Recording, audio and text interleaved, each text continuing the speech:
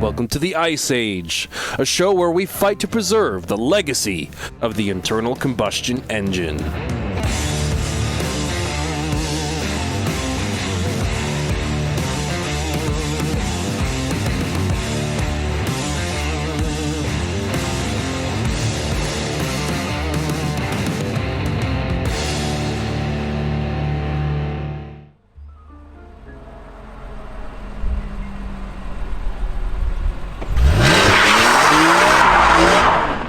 Here it is.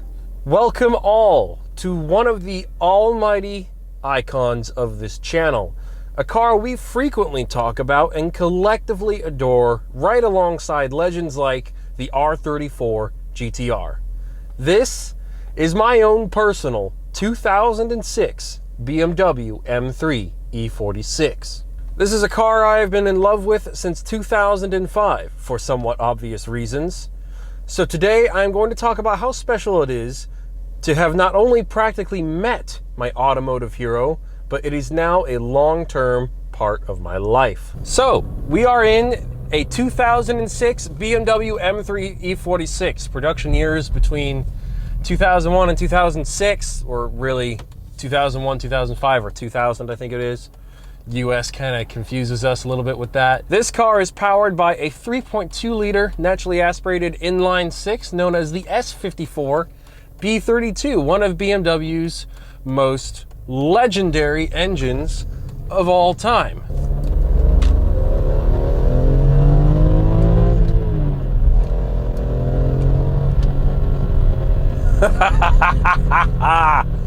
The gearing is not extraordinarily long in this car, but you can reel it out. It's because it's not jail time horsepower. It's not like 800 horsepower, 500 or 600. Like, you can enjoy every bit of the power, and because I feel like the torque curve is basically flat. It is the same no matter what you're doing. So all the power is there no matter what you want to do. So all that power is at your disposal whenever you start to feel slightly psychopathic, which I often do. Frequently and sporadically, and it is fantastic. Like, the power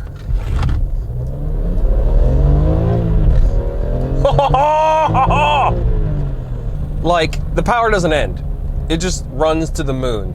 And as you just saw right there, the SMG will just kick your ass and just send you into the next gear. The power doesn't go anywhere. It is a real treat. Another thing that's kind of interesting, now that I own this car and have driven it frequently, and I'm pretty sure this is the case for a lot of cars, when it comes to exhaust sound, owning the car and being in it physically is totally different to hearing it, not only just in person, but also in videos and other things like that. Because when you're in a car, the cabin has a legitimate effect on the acoustics of the engine, the exhaust, and everything. When you're in the car, you can hear the airbox. It's more bassy in here, and you don't hear as much of the rasp. Yes, you can still hear it. This car is a fully stock exhaust.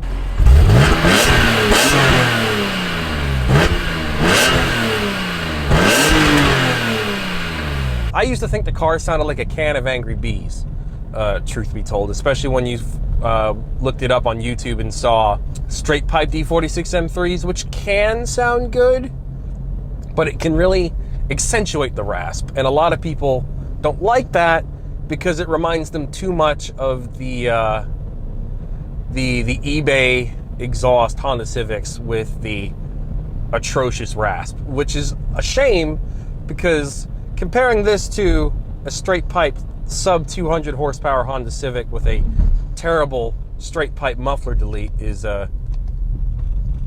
well, just extremely tragic. It's a crime against humanity.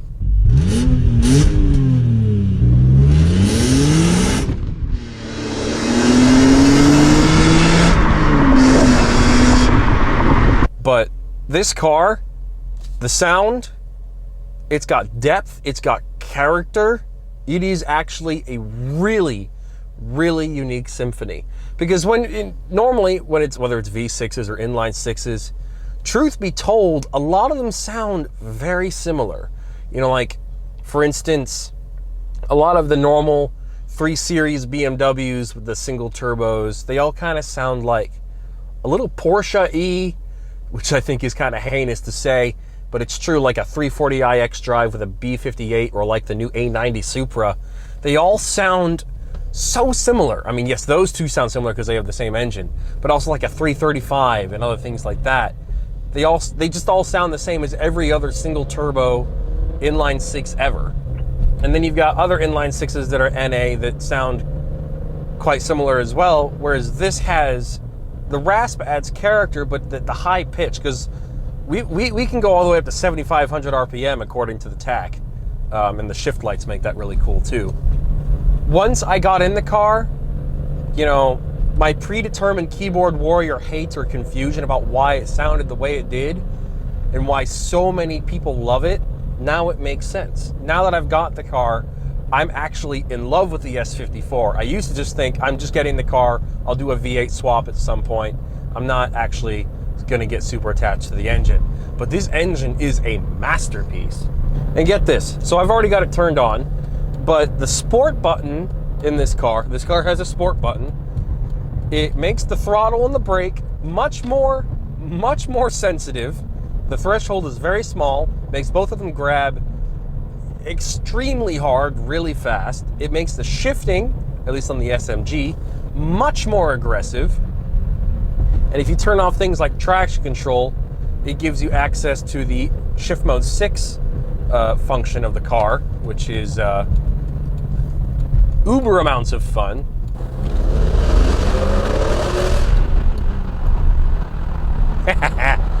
First rule of the automotive Bible: if you are driving under anything, I don't care if it's a bridge, a tunnel, a cow, or a church, you roll down that window and you rev the RPMs to the sky. That is the law around here, all right?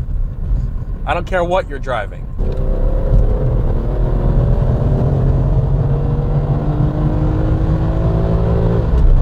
Oh, it shifts so fast. Oh man. So as a result, because this car is because this car is an SMG car, you can actually pop it into auto mode, and because this has the CSL 255 software, it will actually start in that mode. It's a good way to tell, you know, if you ever buy an SMG car, you can check to see whether it's been updated by seeing what mode it starts in when you first power it up, and it being in the drive mode rather than just the manual mode is usually a telltale sign, apparently. And obviously my car was not updated until a week ago, which I did myself using WinKFP.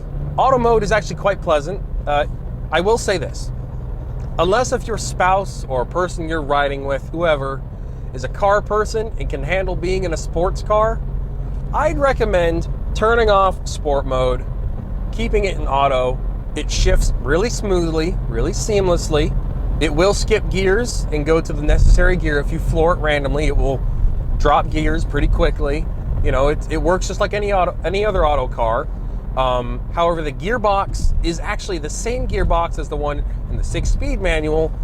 It's just actuated differently. This uses hydraulics rather than, you know, just a shift lever gear selector sort of setup. You know, it's actually really, really cool. And when you start the car up or you press a button on the key before you even get in it to like unlock it, you can hear the compressor working, which is what you'd normally hear if your car had like bags or something, which is neat. So you can trick people if you want to troll people that know nothing about this car. You know, press the button and it goes building up pressure, and people be like, "Is your car bagged, bro?" And I'm like, "Yeah, can't you see?" Because the stock stance of this car, I never realized, even from all the videos and pictures I've seen, I just assumed the cars were all lowered. The stock stance of this car is aggressive. It's low, and it looks really good. And I'll just make a few final points about the SMG, because a lot of people don't like it. And I can understand why. Because, truth be told, the best iteration of the SMG from the factory is the E46 M3 CSL, because it's got the automatic rev matching, it's got super smooth shifts, and it just works. It just works. Whereas in a US domestic market car, or I think even a stock European car, The shifting is much clunkier. There's no automatic rev matching. It's just not as refined. And it's weird because if I remember correctly, the M3 CSL was built for 2003. This is a 2006. It doesn't make a whole lot of sense to me to not include that updated, refined software in production cars after that year as well, just to make them more pleasant to drive. Now, I can see where BMW would be coming from if their argument is, well, we want the driving experience of the CSL to be exclusive.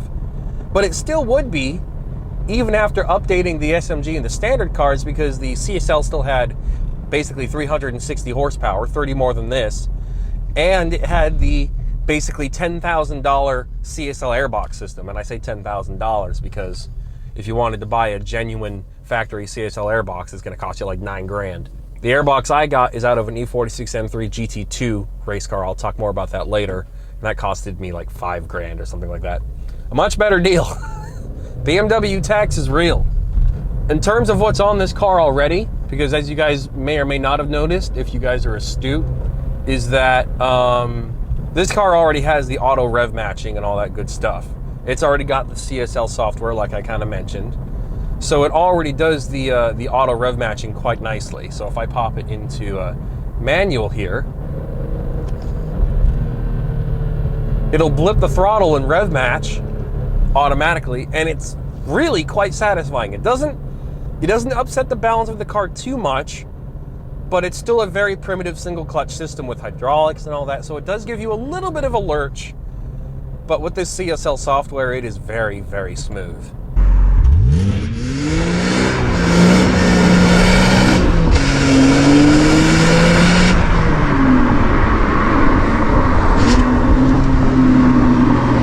And so I've got the TTFS CSL tune that gives me the SMG tune that gives me the rev matching and all that good stuff.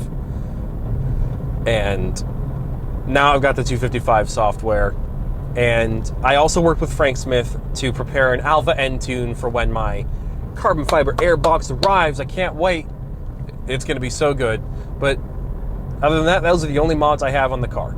So this is a genuine, pretty much bone stock car. It's basically just got factory BMW software updates, essentially.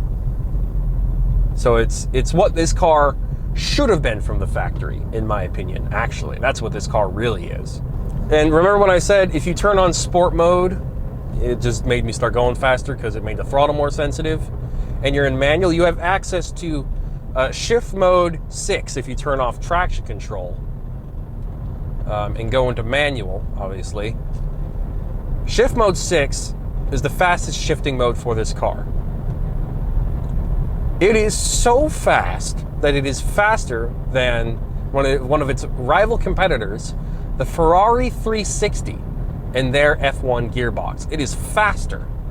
This car will, much to the chagrin of Ferrari, it will outpace a Ferrari 360. Isn't that just insane? Like, this car is very good. I want to do some filming. I haven't even mentioned it to the owner yet.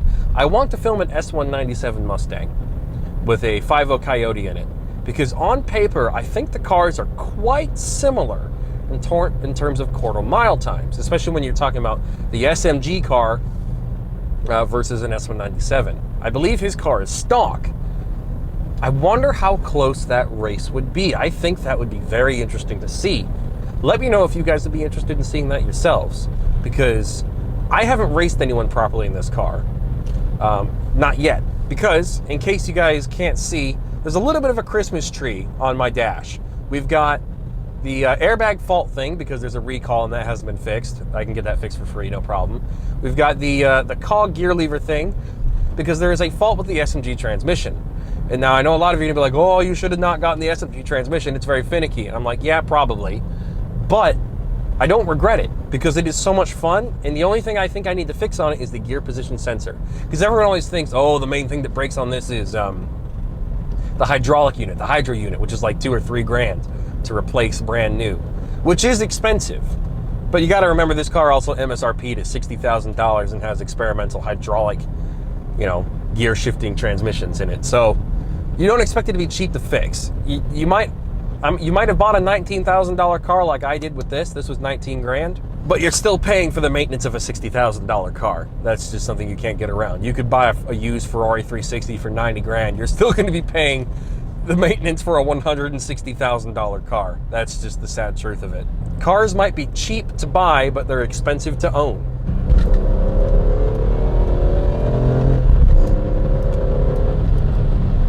And I'm only in shift mode 4, and it's quite quick.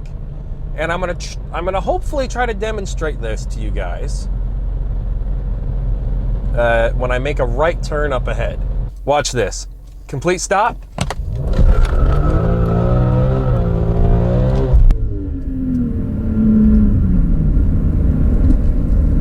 The cool thing about the SMG transmission, all right? When you come to a dead stop in any gear, in any mode, it will disconnect the clutch. It will disconnect the transmission from the engine. And so you will basically be in neutral. But because you've still got first selected, because when you come to a dead stop, it will force you to go to first. It's supposed to. If you put your foot down, the revs will rise, not super far, but pretty quickly, and it will basically just dump the clutch automatically and light up the rear tires. It is literally a one-button, simple action burnout machine. The burnout doesn't last very long because this is a serious racing car, you silly American. Going through downtown. This car is quite comfortable here. I can take off my sunglasses because there's trees everywhere. We've got this display screen, which is cool. If you press the eject button, it comes out to allow you to put a CD in here. And if you want a custom playlist of music, a CD is really all you can do, because this car does not have an auxiliary port. This car does not have USB Connect. It doesn't have Bluetooth for some reason. The 2006 cars and 2005 cars, for some demented reason, psychotic reason, they do not have Bluetooth connectability. It would be primitive Bluetooth, but I think it would still work. The button would be somewhere here by the center console, but it's not in this car. So I just use CDs to play my music.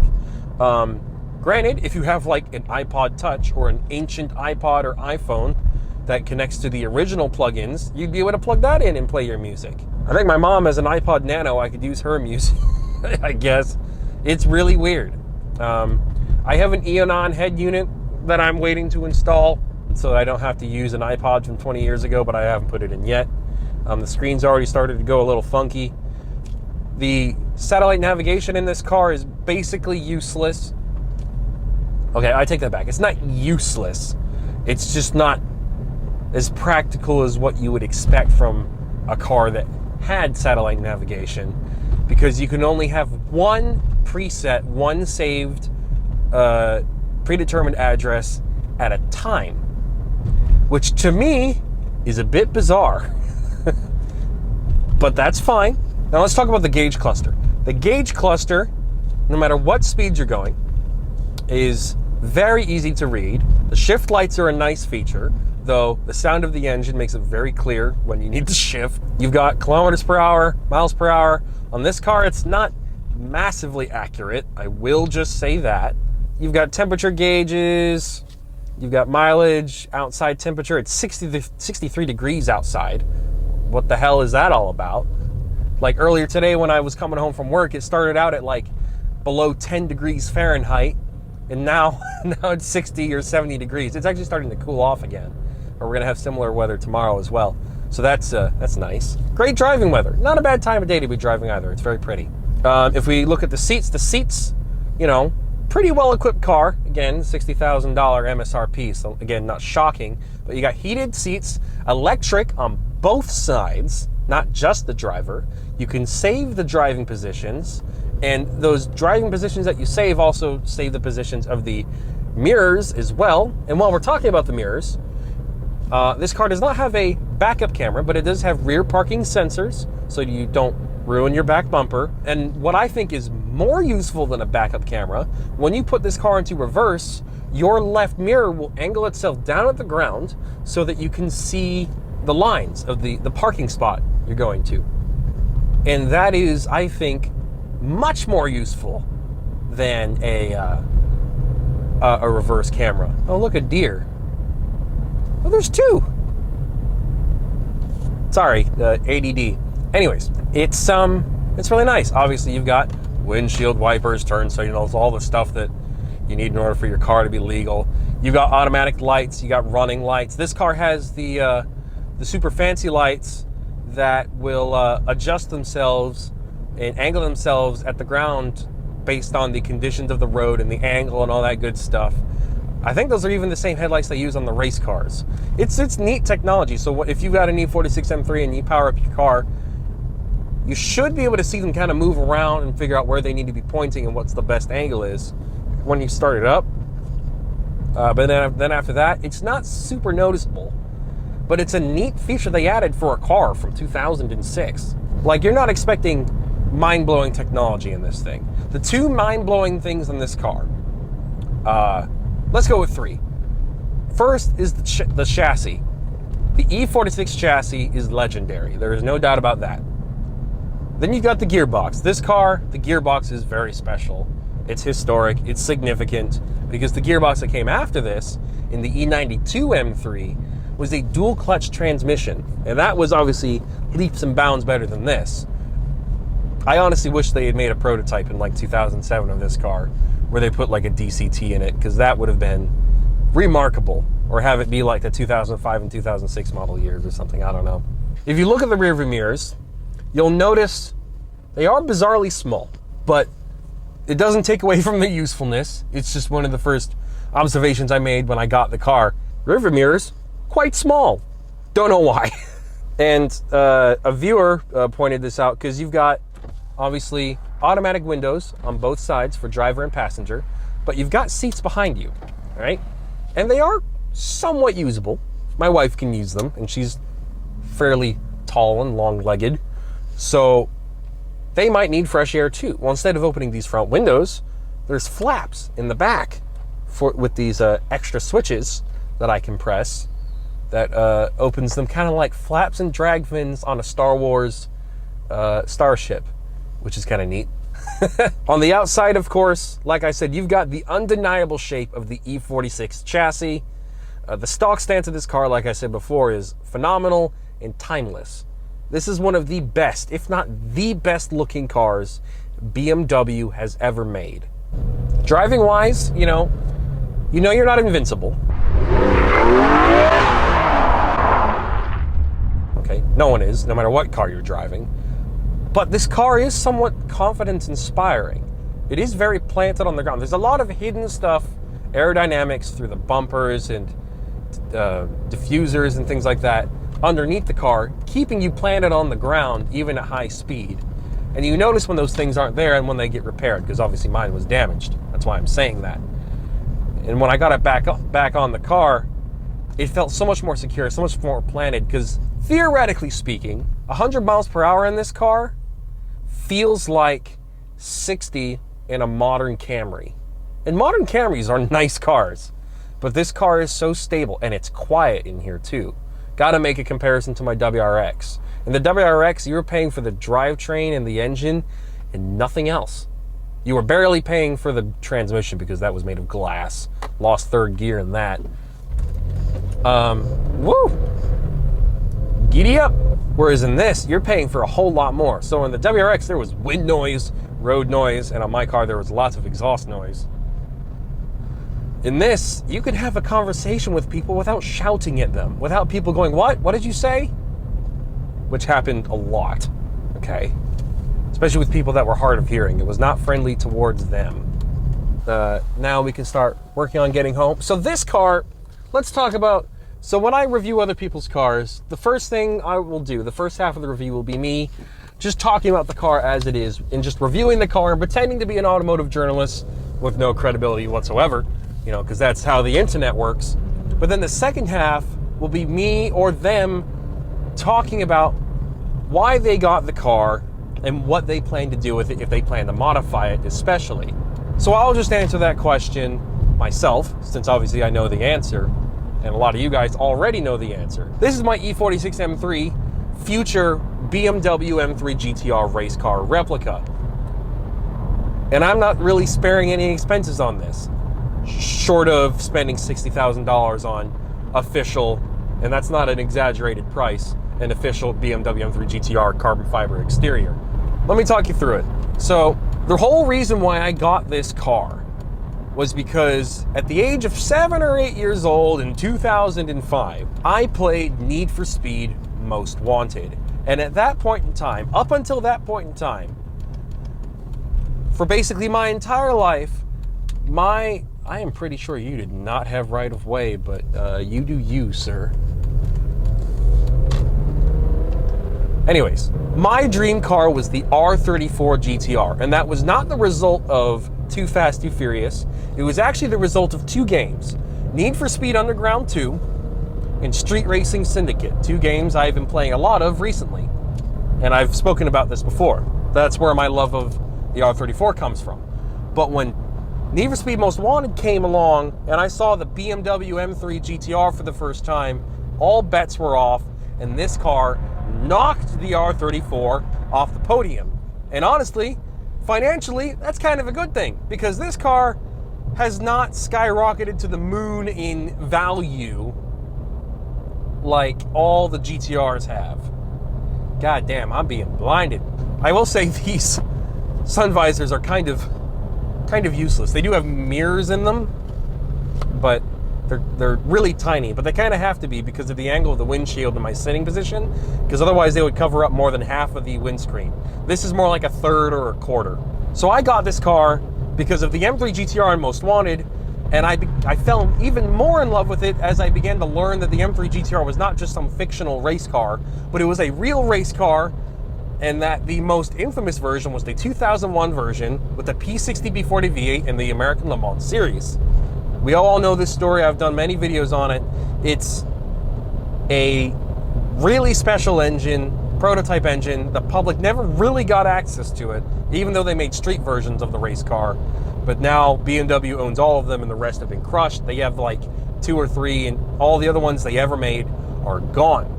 Most likely because they didn't want any of their competitors getting access to the materials used in that engine, because that engine used really top-of-the-line stuff they still use today. So anyways, that's why I love this car. Even though this car doesn't really drive anything like an M3 GTR or really look like an M3 GTR from the factory, I love modifying stuff. So obviously, I do not take issue with modifying this car to make it into a GTR replica. So I'll be getting the 2M AutoWorks GTR body kit. I've already ordered the carbon airbox, carbon fiber velocity stack stuff to the actual specifications of the real race cars with the help of Herschel Brewer at Scottsdale Motorsports, or Brewer Motorsports. I'm just going to say both because I don't really remember which he prefers to be promoted.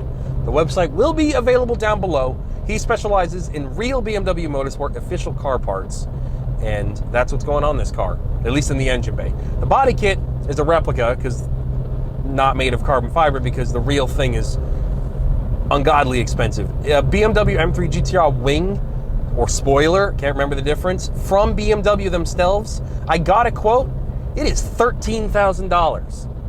Oh my God, is it expensive. And not only that, the headers off of the inline 6 version of the BMW M3 GTR, the P54, this is the S54, those headers, I can get them, but they are made of Inconel. The axes of all the bends are so advanced and so special that the set of headers is like $20,000 or $30,000 for just the headers. It's not even, doesn't even count the side exhaust, doesn't count the X pipe, none of that. It's nuts. Race car parts are so expensive. So we're not going to be using a whole lot of official BMW race car parts, but the engine bay will definitely look the part, and we'll want to make CSL power and all that good stuff. So that will definitely be a thing. I can barely read the signs. We'll be using Rogue Engineering GTR replica wheels. I'll be using Performance Friction Brakes. I think it's PFC is the abbreviation. They made the same brakes used on the GTR race cars and the inline 6 race cars. They make top of the line stuff. They don't fade. I'm keeping the SMG transmission. I really want to get catless headers. I might get American Racing long tube headers. We're doing the side exhaust. We'll be tunneling through the floor of the car. I'm going to do a wrap with Protective Film Solutions out in California, because that's where the car's going to have to be to get built anyways. Lots of awesome stuff is going to be done with this car. This is a dream build. I don't plan on selling this car ever, unless if there's some kind of emergency situation where someone needs emergency surgery and for some reason I can't already pay for it. That is the only time, because the only things I put above my love for this car, because this hobby makes up a third of all my primary sources of my happiness as a human being. The only thing above that is family. The only thing above this car is family. This car is above everything else. This is something I've been looking forward to my entire life. My entire life. I drove this car all the time on a Nintendo GameCube. And now I'm in it, and I'm in the process of building the car that I fell in love with as a kid. I used to think the feeling of self-completion was impossible. For us car guys, it's very possible. Darkness is falling, so I think now is a good time to head on home. Not a bad feeling coming home from work and hopping into this thing. I think the Black Pearl just needs to do one last pull as a proper send-off.